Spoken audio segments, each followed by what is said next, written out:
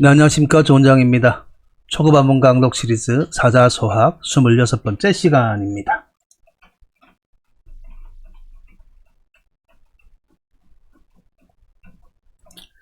네, 지난 시간에 우리 삼강 오륜에 관해서 했었죠.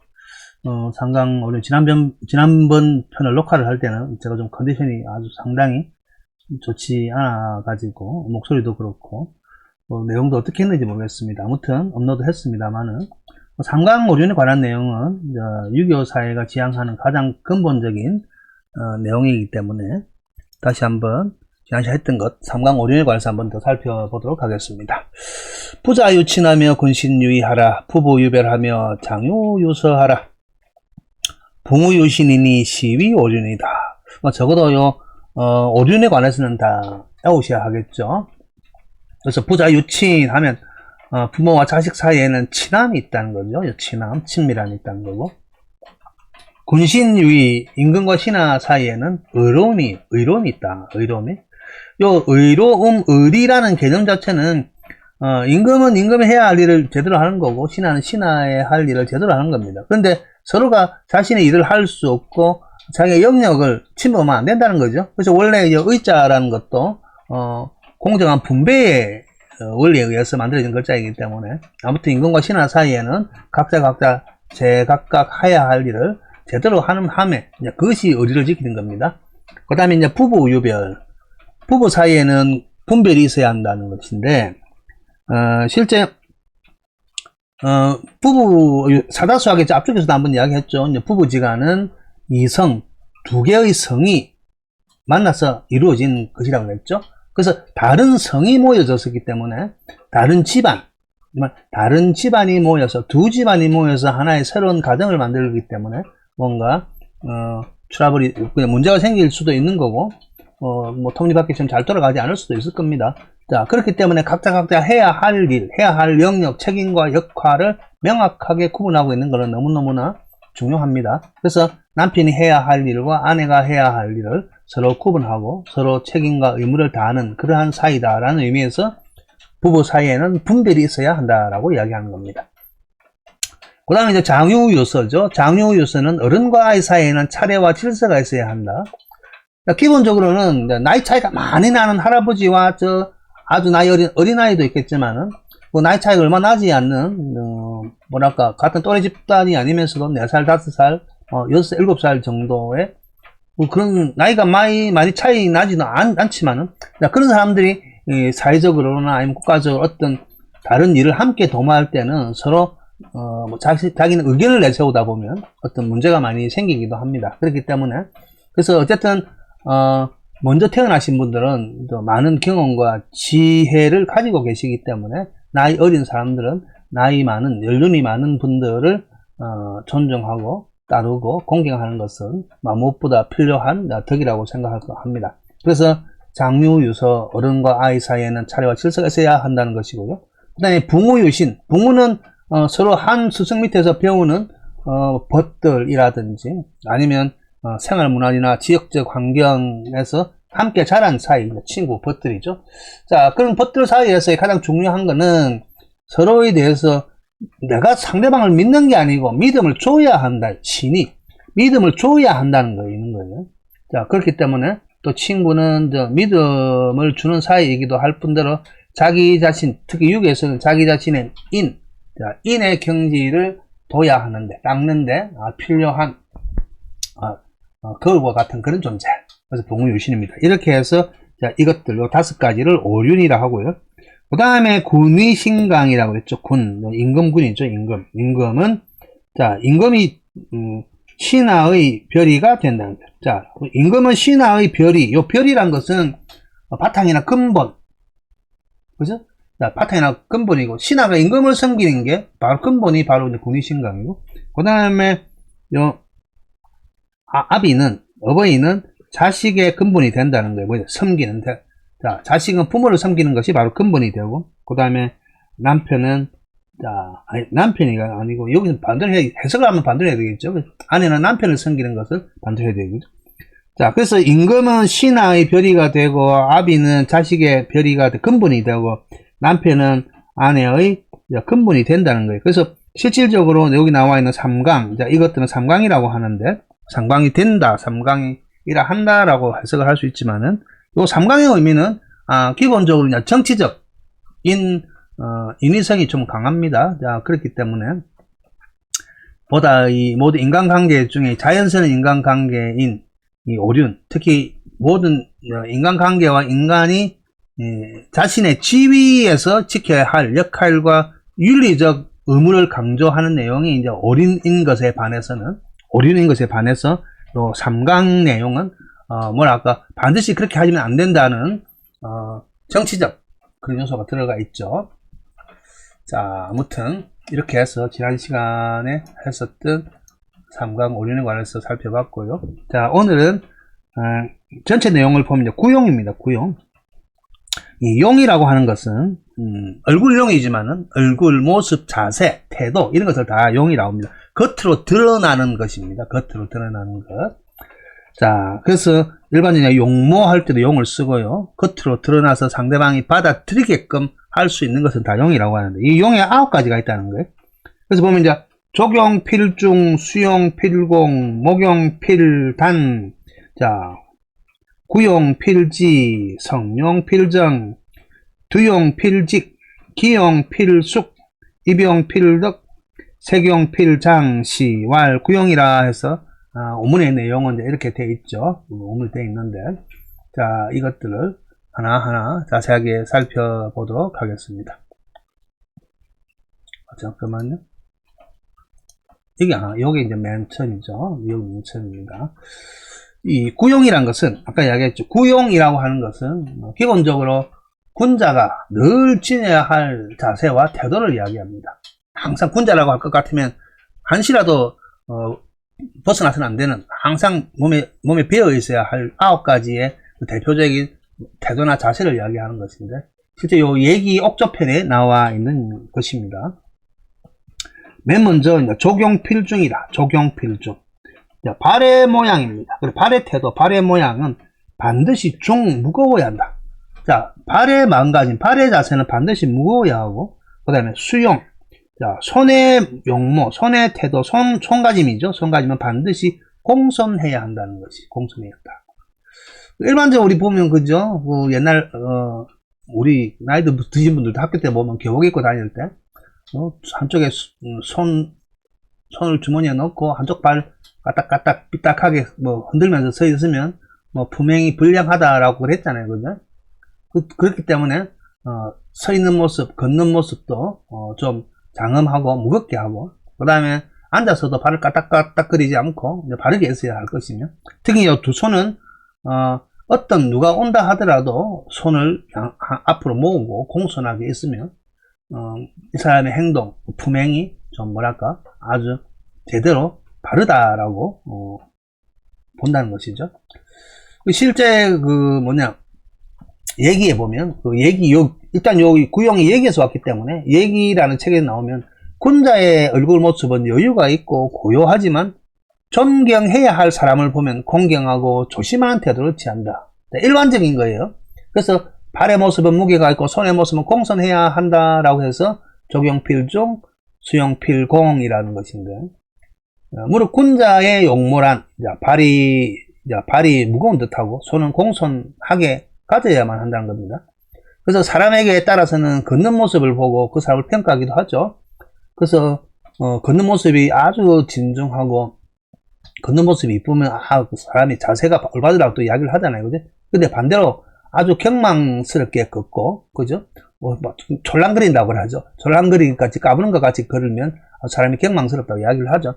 자, 아무튼 경망스럽지 않고 단하게 걷는, 진중하게 걷는 이제 발의 움직임 또는 앉아있을 때 그 발의 모양, 항상 무게가 있어야 하고, 손도 마찬가지죠. 손은 공손히 해서 차수라고 해가지고, 그죠? 반깍지 끼듯이 앞쪽에 두 손을 모아서 항상 그걸 모아가지고 있으면서 상대방을 대하는 자세, 공손의 대표적인 자세죠. 자, 아무튼 조경필중, 수용필공이라고 합니다. 자, 그 다음에 이제 목용필단, 구용필지 해놨죠, 그죠? 자, 눈목자죠, 눈목자. 자, 그러면 눈의 몸가짐이죠. 자, 눈의 모양. 눈의 모양은 단이니까, 단은, 그러니까 발을 단자죠. 우리 단정히 하다 할 때, 발을 단정히. 바르게 하라는 것이죠. 자, 그러니까, 뭐랄까, 여기저기, 뭐, 어른들 앞이라든지 사람들 앞에 있으면 눈동자를 돌린다든지, 힐끗거리지 않고, 또한, 뭐, 개성칠에 뜨지도 않으면서, 항상 정면 아래, 보통 정면 아래 한 15도 정도를 지그시, 그죠? 부드러운 듯이 쳐다볼 때 우리 눈을 바르게 한다고 이야기하죠. 그죠? 그래서 눈 모양은, 자, 목용입니다. 눈 모양은 항상 반드시 단정히 하고, 구용. 입 모양은 반드시 또 지자는 거칠지자죠. 거칠지. 거칠지라는 것은 입을 이제 뭐 붙이고, 그죠? 거치다. 가만히 있으라는 이야기죠. 그죠? 입의 모양을 정지해 있으라는 거죠. 근데 보면 이제 해발레 해갖고 웃지도 말고, 또 너무 힘줘서 굳게 뭐 다물지도 말 것이면, 그냥, 다소곳이 모은 듯이 이제 입 모양을, 입꼬리를 일자로 해서 그냥 자연스럽게 모아 있어야 된다는 것이죠. 자, 그래서 구용 필지라고 했습니다. 필지. 자, 입 모양은 이야기는 안 해도 알 건데, 자, 어쨌든, 또 그 얘기의 요 내용을 볼 것 같아요. 눈매를 단정히 하고 입매는 멈춰줘야 한다 한 게 바로 요건데, 눈은 기본적으로 이제 우리 그러죠. 눈은 마음을 드러내는 마음의 창이라 그러죠. 눈의 표정을 보면 그 사람의 마음과 태도를 알 수 있는 것도 그 때문인데, 그래서 실제로 보면 그 사람의 그 눈, 시선을 보고 또 그 시선이 남의 얼굴에 있으면 그만해 보이죠. 그래서 사람을 쳐다볼 때도 딱 쏘아보듯이 남의 얼굴을 그대로 보면 안 되고요. 그 다음에 허리띠 아래에 보면 근심이 있는 것 같아요. 그래서 고개를 숙여갖고 앞을 제대로 쳐다보지 못하고 눈꼬리를 저 아래쪽으로 적어도 이제 상대방의 허리띠 아래 정도를 볼 것 같으면 사람이 근심 있는 것처럼 여겨진다고 했어요. 그리고 또 머리를 기울여 곁눈질 하면, 그죠? 여기저기 곁눈질을 하면 사람이 또 간사해 보인다고 했거든요. 그래서 시선만으로도 그 사람의 인격을 알 수 있습니다. 그렇기 때문에 항상 부드럽게 한다는 자체가 힘들기도 하지만은 연습을 하든 어쨌든 부드럽게 해야 되고, 입도 마찬가지입니다. 입도 그 사람의 인격을 표현합니다. 특히 입을 통해서 나오는 말은 사람의 모든 것을 알 수 있게 해주기 때문에 입이 듬직해야 한다라는 의무로 일단은 이제 쓸데없는 말을 내뱉기보다는 차라리 입을 다물고 있는 것이 좋다는 의미가 있죠. 그 사람이 짓는 죄 중에서도 입으로 짓는 죄가 가장 크고 많다는 사실을 잊지 말아야 할 것입니다. 그래서 말 한마디도 사람을 죽일 수 있다 그래서 우리 전철살인이라는 말도 있죠. 그죠? 아니면 반대로 말 한마디도 천냥빚도 갚는 말도 있고요. 자, 그래서 목용 필단이요, 구용 입모양은 지라 멈춰요. 부드럽게 멈추어져 있어야 한다. 자, 그 다음에 성룡 필정이요, 두용 필직이라. 자, 성룡이니까 성은 일반적으로 소리 성자죠. 소리 성자. 소리 성자니까 목소리, 말소리가 되겠죠. 그죠? 말소리를 자, 반드시 정고요하게, 말을 할 때는 조용하게 해야 한다는 것이죠. 부드럽고, 그냥 부드럽고, 낮고, 부드럽고, 조용해야 하네요. 그 다음에 두용, 머리의 모양, 머리의 자세. 머리의 자세는 반드시 곧을 직자죠. 필직. 곧게 해야 됩니다. 머리를 항상 90도 딱 세워야 된다는 거예요. 머리를 옆으로 한다든지, 앞으로 숙인다든지, 뒤로 제친다든지 하지는 말고, 그래서 고개를 숙이거나 삐딱하게 하지 않고, 머리를 항상 바르게 해야 된다는 겁니다. 그래서 머리 모양은 곱게 해야 한다. 자, 그래서 말소리, 소리, 성룡이죠. 말소리, 성룡. 소리 모양, 말소리는 반드시 낮고 부드럽고 조용히 할 것이며, 머리 모양은 반드시 곧게 고추 세우듯이, 그죠? 곧게 해야 한다는 것이죠. 일반적으로 사람의 목소리는 그 사람의 모습을 기억시키는 아주 중요한 요소입니다. 그 사람을 맨 먼저 기억을 할 때, 눈이 먼저 닿기도 하겠지만은, 실질적으로 눈을 감고 그 사람이 보이지 않을 때는 맨 먼저 떠오르는 게 그 사람의 목소리가 떠오르는 거거든요. 그래서 한두 번 만난 사람의 형상은 기억되지 않지만, 목소리는 뚜렷하게 남는 경우가 참 많죠. 자, 그래서 말을 할 때는 언제나 정숙하고 낮은 목소리로 해야 할 일입니다. 저는 일부러 이제 크게 하고 있는 것이고요. 자, 그것이 상대에게 좋은 이미지를 전달해 줄 뿐 아니라, 상대의 마음을 움직일 수 있는 호소력을 가지게 된다는 겁니다. 그래서 사람의 그 머리, 또 특히 사람의 머리 쪽을 인체에서는 가장 중요한 부위라고 우리 머리를 하죠.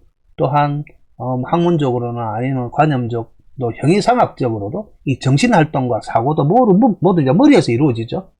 자, 이처럼 중요한 머리가 앞으로 축 처져 있든지 뒤로 제껴지든지 옆으로 삐딱 하든지 해서는 안 된다는 겁니다. 그렇기 때문에 항상 서 있을 때는, 아니면 앉아있거나 서 있을 때나 자신감이 결여된 것으로 보여지니까 타인에게 좋은 의미를 주기 위해서라 하더라도 딱 머리 모양을 반듯하게 세워야 한다는 겁니다. 그래서 성령 필정, 말소리, 목소리는 반드시 조용하게 하고 두용 필직, 머리는 반드시 곱게 해야 한다는 것입니다. 이해하시겠죠? 자, 그 다음에 나온 게 이제 기용, 그죠? 기용 필숙, 입용 필덕이죠. 기용. 요 기자는 우리 기운 기자죠. 기운 기자이기 때문에 그냥 일반적으로 사람에서 나오는 기운이라 칩시다. 자, 사람의 기운의 모습은 반드시 쑥. 요 쑥은 엄숙할 쑥이죠. 엄숙할 쑥. 그래서 다른 게 아니고 몸에서 풍겨 나오는 그 사람의 기운이라는 게 있거든요. 아우라라는 게 있죠. 아우라라는 것은 좀 엄숙해야 합니다. 제가 지난 한 일주일 동안 좀 심하게 아팠었는데, 근데 이 방송을 하려고 책을 보고 이 마이크 앞에 서도 그 목소리가 안 나와요. 목소리가 안 나옵니다. 소리가 들어가고 몇 번 반복을 했어도 안 나오고 머리에서 그 생각도 안 떠오르고요. 그래서 그럴 때는 막 그냥 가만히 있는 게 제일 좋은 것이겠지만은 그만큼 제가 비유하는 이유는 사람의 그 모든 것에 앞서는 것이 기운이거든요. 그 기운이 장중하게 드러나야 돼요. 그래서 이 기운의 모습은 엄숙해야 된다. 그래서 몸에 풍기는 나온. 그래서 이 몸에서 풍겨 나오는 기운들이 바깥 세계로 자기 자신을 표현하고 전달해 주거든요. 그 다음에 입용 필덕이죠. 입용. 자, 입은 설립자니까 서 있는 모습입니다. 서 있는 모습. 서 있는 모습은 반드시 덕스러워야 한다. 덕스럽다. 그래서 어떤 게 덕스럽냐 하니까 그냥 뭐 그런 거죠. 이 앞에서 기용이란 이야기가 나와 있듯이 저 사람이 덕이 덕스럽고 덕스럽지 않고라는 것은 저 사람이 잘생기고 못생기고 문제가 아닙니다. 저 사람의 평소의 행실, 저 사람의 내가 알고 있는 저 사람의 평소의 그 기운 아우라가 겉으로 드러나는 거예요. 겉으로 드러나서 보이는 게 덕인 거거든요. 일반적으로 덕하면 우리가 도덕이라 하잖아요. 도덕. 도덕할 때 도덕이라고 쓸 것 같은데. 야, 도는 기본적으로 천도니까 하늘에 원래 하늘이 행하고 하늘의 그 운행을 통해서 일어날 수 있는 여러 가지 것들이 있죠. 인간들이 그것을 상상을 하는 거예요. 당연히 하늘은 어떻게 하고 하늘을 닮으면 어떻게 해야 되냐고 아주 숭고한 생각을 해요. 근데 그것들은 우리가 눈으로 볼 수도 없고 알 수도 없는 것이. 그래서 신이든 하늘이든 어쨌든 인간으로서 인간답게 살기 위해서 그 하늘의 뜻에 따르기 위해서 우리가 하는 행동들, 겉으로 드러나는 모습, 행동, 말 모든 것이 바로 이제 덕이란 거예요. 행동과 말과 모든 것이 덕입니다. 그래서 실질적으로 도가 인간에게는 덕을 통해서 사상으로 나오고 있는 거거든요. 그래서 서 있는 모습이 덕스럽다라는 것은 평소에 그 사람이 갖고 있는 기운뿐만 아니고 모든 자세의 마음가짐이 천도를 벗어나지 않는다. 천륜을 벗어나지 않고 천도를 벗어나지 않는 군자다움을 행할 때에는 저절로 덕이 드러난다는 것입니다. 그래서 그 사람의 말이나 행동이나 여러 가지 것들이 덕이 드러나는 인간이 되어야 되는 것이죠. 자, 그래서 기용필숙, 자, 입용필덕 했습니다. 잠깐만요. 한 가지 더 살펴볼까요? 이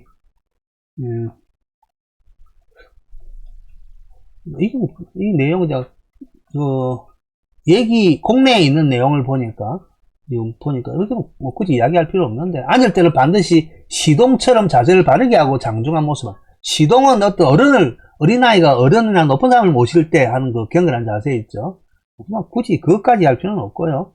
또 아니면 또 설이나 제사 날 때, 제사 지낼 때 우리 재개한다 그러죠. 그죠? 재개하는 것처럼 자세를 바르게 하고 경건하게 해 있는 모습 자체가 여기 기용과 입용의 자세를 함께 하고 있다고 이야기하고 있는 겁니다. 자, 아무튼 이렇게 하고요. 자, 그 다음 볼까요? 그 다음 이제 오늘 마지막이죠. 자, 마지막 색용 필장이다. 색용. 또 색은 낯색, 그러니까 얼굴 빛깔을 이야기합니다. 색용은 얼굴 빛깔. 색은 뭐 색깔이기도 하지만 색용 그러면 얼굴 빛깔, 얼굴색을 이야기하거든요. 아니면 얼굴 표정, 얼굴 모양이라 이야기할 수 있습니다. 자, 얼굴 모양은 얼굴색은 반드시 장하고요. 장자는 우리 보면 장음하다 하는데 씩씩하다, 씩씩할 장자, 씩씩할 장자. 얼굴 모양은 반드시 씩씩하게 하고 얼굴 표정은 반드시 씩씩해야 할 것이고, 자, 이것들이 앞에서 말한 9가지가 있죠. 이것들을 일러서 구용이라고 한다. 기본적으로 구용이란 거 아까도 이야기했죠. 구용은 군자가 늘 지내야 할 자세, 태도를 구용이라고 했습니다. 구용, 태도. 다음 강의에서 이제 구사를 하게 될 텐데, 그는 군자가 가져야 될 마음가짐이고요. 기본적으로 이제 태도예요, 태도. 몸의 태도, 자세나 태도를 구용이라고 합니다. 자, 기억하십니까? 발 모양은 아까 적용중 그랬죠. 필중에 무겁게 해야 되고, 수용이니까 손 모양은 기억해보세요. 손 모양은 아까 공손해야 되고, 수용공. 목용, 눈 모양은 단정해야 되고, 구용, 입 모양은 딱 그치고 딱 붙이고 있어야 되고, 성용, 소리 성자, 소리는 아주 고요해야 되고, 네, 두용, 머리 모양은 곧아야 되고, 기용, 자, 기용은 기의 모양, 그죠? 자, 몸에서 피어나오는 그 기운은 엄숙해야 되고, 입용덕, 서 있는 모습은 덕스러워야 하고, 색용장이에요, 색용자니까 얼굴빛은 반드시 씩씩해야 한다. 자, 이렇게 해서 9가지가 군자가 늘 지녀야 할 태도인 것입니다. 자, 실제 시험을 치지 않기 때문에 외울 필요는 없지만은, 기본적으로 독서를 할 때도 아니면 일반 생활 속에서도 우리가 가질 마음가짐에서 참조가 될 만한 부분입니다. 자, 그러면 오늘 배웠던 것 한 번 더 복습을 해 보도록 하겠습니다. 자, 적용 필중하며 수용 필공하라. 자, 적용 발 모양이죠. 발 모양은 반드시 무거워야 하고, 그죠? 자, 수용 필공, 손 모양은 반드시 공손해야 한다. 공손하게. 목용 필단, 눈 모양이죠. 자, 눈의 자세, 눈의 모양은 반드시 단정해야 하고, 자, 그 다음에 구용, 입 모양은 반드시 끝을 치죠. 딱, 그냥 너무 해발라 벌려 있지도 말 것이며, 아니면 꼭 너무, 굳게 담을 필요도 없고, 자연스럽게 딱 양끝을 붙이면 됩니다, 입술을. 성용, 필정이죠, 성령. 소리 모양이니까, 말소리겠죠. 말소리는 반드시 고요하게, 아주 부드럽고 고요하게 낮게 해야 되고, 두용, 머리 모양은 필직, 반드시 곧게 해야 하고, 기용, 자, 기용은 숨 쉬는 모양이라고 해놨지만은, 기운이죠, 기운. 어쨌든, 기운은 반드시 엄숙해야 하면, 자, 입용, 서 있는 모양이죠. 서 있는 모양은 반드시 덕스러워야 한다는 겁니다. 그리고 색용은 얼굴 모양이죠. 얼굴 모양, 얼굴빛, 낯색은 반드시 씩씩해야 하니, 자, 이를 일러서 구용이라 한다. 구용이라고 한다. 자, 실제 요 내용은 여기서뿐만 아니고 원래 이제 얘기 공내에 나왔고, 지금 어디냐, 지난번 배웠던 계몽편에도 여기 똑같은 내용이 나오고 있고요. 그리고 여러 책들에서 실제 이 구용에 관한 내용들이 나오고 있습니다. 자, 지난 시간에 배웠던 삼강오륜하고 요 구용, 또 다음 시간에 배우게 될 구사 같은 내용들은 계속 반복해서 나오니까요. 자, 그때마다 한번 살펴봐 주시길 바라겠습니다. 자, 이렇게 해서 오늘 26번째 시간 구용에 관해서 알아봤고요. 다음 시간에 만나 뵙도록 하겠습니다. 수고하셨습니다.